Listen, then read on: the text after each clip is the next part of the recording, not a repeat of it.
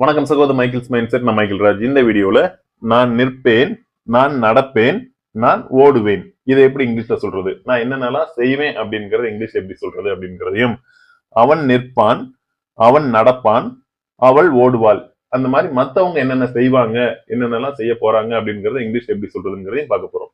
First நான் நிற்பேன். நான் அப்படிங்கிறதுக்கான இங்கிலீஷ் வேர்டு என்ன? நான் அப்படிங்கிறதுக்கு ஐ.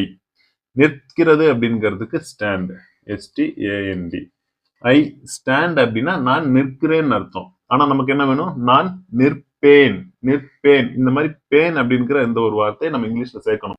அந்த பேன் அப்படிங்கிற வார்த்தை இங்கிலீஷ்ல சேர்க்கறதுக்கு ஷேல் அப்படிங்கிற வார்த்தையை பயன்படுத்தணும். ஐ ஷேல் ஸ்டாண்ட். ஐ ஸ்டாண்ட் அப்படின்னா நான் நிற்கிறேன். ஐ ஷேல் ஸ்டாண்ட் அப்படின்னா நான் நிற்பேன். நான் நடப்பேன் அப்படிங்கிறதுக்கு, நான் அப்படிங்கிறதுக்கு ஐ, நடத்தல் அப்படிங்கிறதுக்கு வால், ஷேல் அப்படின்னா பேன், நான் நடப்பேன். நான் ஓடுவேன். நான் அப்படிங்கிறதுக்கு ஐ, ஓடுறதுக்கு ரன். அந்த பேன் அப்படின்னு எதிர்காலத்துல இருக்க ஒரு வார்த்தைக்காக ஷேல் அப்படிங்கிற வார்த்தையை நம்ம பயன்படுத்தணும். ஐ ஷேல் ரன். இப்ப அவன் நிற்பான். அவன் அப்படின்னா ஹி. நிற்பான் அப்படின்னா நிக்கிறதுக்கு ஸ்டாண்டு, அந்த பான் அப்படிங்கிற வார்த்தையை சேர்க்கணும். அப்படின்னா வில் அப்படிங்கிற வார்த்தையை பயன்படுத்தணும். He will stand. He will stand. He will walk. அவள் அப்படிங்கிறதுக்கு she will run. அவள் ஓடுவாள். ஓகே, இந்த மாதிரி ஃபியூச்சர்ல ஒரு விஷயம் நம்ம சொல்லணும் அப்படின்னா இந்த will அல்லது shall அப்படிங்கிற வார்த்தையை நம்ம பயன்படுத்தணும். இதோட ஸ்ட்ரக்சர் என்ன? சப்ஜெக்ட் ஃபர்ஸ்ட் வரணும். will, shall, can, may. இந்த மாதிரி ஏதாவது ஒரு வார்த்தையை சேர்த்துட்டு வெர்போட V0 ஃபார்ம் இருக்கு. வெர்பை பத்தி உங்களுக்கு சொல்லி கொடுக்கறது தெரியும். இந்த வெர்போட V0 ஃபார்ம் சேர்க்கிறப்ப அது நமக்கு சிம்பிள் ஃபியூச்சர் டென்ஸா கிடைக்கும். ஓகே, இப்ப சில சப்ஜெக்ட் எடுத்துக்கோமே. ஐ, வி, யூ, தே, இது பூராமே நமக்கு சப்ஜெக்ட். இதை பூரா பத்தி நம்ம பேச முடியும்.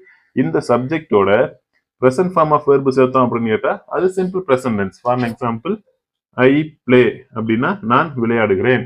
இதே பாஸ்ட் ஃபார்ம் ஆஃப் வெர்பு சேர்த்தோம் அப்படின்னா ஐ பிளேடு அப்படின்னா நான் விளையாடினேன். இதே ஃபியூச்சர் ஃபார்ம் ஆஃப் வெர்பு சேர்த்தோம் அப்படின்னா ஐ வில் பிளே அப்படின்னா நான் விளையாடுவேன். சோ நாம எந்த ஒரு வார்த்தையை பயன்படுத்தணும் அப்படிங்கிறதுல தெளிவா செலக்ஷன் ஆஃப் வேர்ட்ஸ் ரொம்ப முக்கியம். எந்த வார்த்தைகளை பயன்படுத்தணும்? நடக்க போகுது அப்படின்னா இந்த வார்த்தையை சொல்லணும். நடந்துடுச்சு அப்படின்னா இந்த வார்த்தையை பயன்படுத்தணும். பாஸ்ட் ஃபார்ம் ஆஃப் வெர்பு பயன்படுத்தணும். நடக்குது அப்படின்னா பிரசன்ட் ஃபார்ம் ஆஃப் வெர்ப் நம்ம பயன்படுத்தணும். இந்த செலக்ஷன் ஆஃப் வேர்ட்ஸ் நமக்கு ரொம்ப முக்கியம். ஹோம்ஒர்க் நோட் பண்ணிக்கோங்க. இந்த சப்ஜெக்ட் இருக்குல்ல, இந்த சப்ஜெக்ட் பூராமே ஒவ்வொரு வெர்போட சேர்த்து, இப்ப ஐய கொண்டு வந்து பிளேயோட சேர்த்து ஐ பிளேன்னு ஒரு வார்த்தையை உருவாக்கணும். அதே மாதிரி வியை கொண்டு வந்து பிளேயோட சேர்த்தோம் அப்படின்னு கேட்டா வி பிளே, நாங்கள் விளையாடுகிறோம் அப்படின்னு ஒரு வாக்கியம் உருவாக்க முடியும். யூவை கொண்டு வந்து பிளேயோட சேர்த்தோம் அப்படின்னு கேட்டா நீங்கள் விளையாடுகிறீர்கள் அப்படின்னு சொல்லி உருவாக்க முடியும். யூவை கொண்டு வந்து பிளேடு கூட சேர்த்தோம் அப்படின்னா நீங்கள் விளையாடினீர்கள் அப்படின்னு சொல்லி நம்ம உருவாக்க முடியும். சோ இந்த வார்த்தைகளை பூராமே இந்த ஒவ்வொரு வார்த்தையோட சேர்த்து சேர்த்து ஒரு சென்டென்ஸ் உருவாக்குங்க. இதுக்கு எவ்வளவு மேக்ஸிமம் முடியுமோ உருவாக்குங்க. இந்த வார்த்தைகளை பூராமே இந்த வார்த்தைகளோட சேர்த்து சேர்த்து மேக்ஸிமம் ஆஃப் சென்டென்ஸ் நீங்க உருவாக்குங்க. இந்த வார்த்தைகளை பூராமே இந்த வார்த்தைகளோட சேர்த்து சேர்த்து நீங்க மேக்ஸிமம் சென்டென்ஸ் உருவாக்குங்க. இது simple present tense, past tense, future tense அப்படின்னா என்னங்கிறத புரிஞ்சுக்கிறதுக்கு சப்போர்ட்டிவா இருக்கும். செலக்ஷன் ஆஃப் வேர்ட்ஸ் ரொம்ப முக்கியம். இந்த வார்த்தையை செலக்ட் பண்ணி பழகிறது மூலியமா simple present tense, past tense, future tense நீங்க ஈஸியா கத்துக்க முடியும். தேங்க்யூ. Have nice day.